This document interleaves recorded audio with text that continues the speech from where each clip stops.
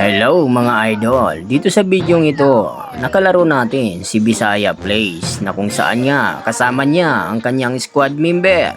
Hindi ko alam kung ito ba ay kanyang nobya. Sa mga hindi pa nakakilala kay Bisaya Plays, siya lang naman ang nag-iisang marksman ng mga Bisaya na nagsasabi ng mga katagang surprise. Ang magpalo ay siya, Dampogi. At dito naglock ako ng hero na hindi mo pwedeng makita sa gabi dahil ito nga ay sa araw mo lang makikita. Walang iba kundi itong si San. Bakit? Tatanungin kita, may San ba sa gabi? At dito nagulat ako kay Bisaya Plays nang maglock ito ng Gosyon. Alam naman natin na si Bisaya Plays ay marksman ng mga Bisaya. Pero bakit ganon? Nagpick siya ng assassin sa mga oras na ito. Sana naman magaling nga ito. Kaya ating panuurin ang buong laro. Nakasama si Bisaya Plays. At dito makakatapat ko sa lane itong ating pambansang kamao na walang iba kundi si Manny Pacquiao. At dito nga makikipagbasagan tayo rito na kung saan ito nga pinagsasapak ako ni Manny Pacquiao. At dito mga idol, wawakasan ko na sana ang buhay nitong si Manny Pacquiao. Pero naawa ako sa akong kinabuhi. Giatay manioy. At dito mga idolo, hindi ko na masyadong ipaliwanag sa inyo. Panuorin nyo na lang dahil ang larong ito ay gagamitan natin ng sensya, lohika at pagkamaparaan hanggang humantong sa aming pagkanpanalo. At dito, napansin ko si Manny Pacquiao na wala sa kanyang lane. Yun pala'y umuwi ito, kaya ito ginawa ko.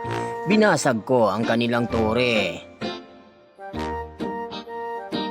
At dito, nagulat ako sa ginawa nitong Pacquiao. Abay, pinagsasapak ako sa loob ng tore. Kaya naman, nasobrahan ito sa tapang.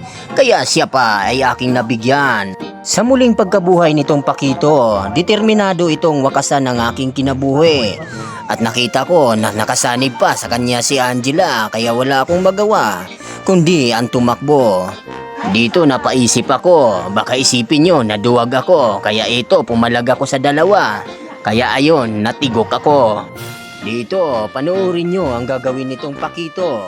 Ayan, pumasok na naman ang alanganin, pero sa pagkakataong ito, ako yung nabigyan. Sa aking muling pagkabuhay, napansin ko itong aking mga kasama na nasa mid lane at sila ay nagkakagulo. Kaya naman to the rescue ang inyong bida na walang iba kundi si Bisayang Gamer.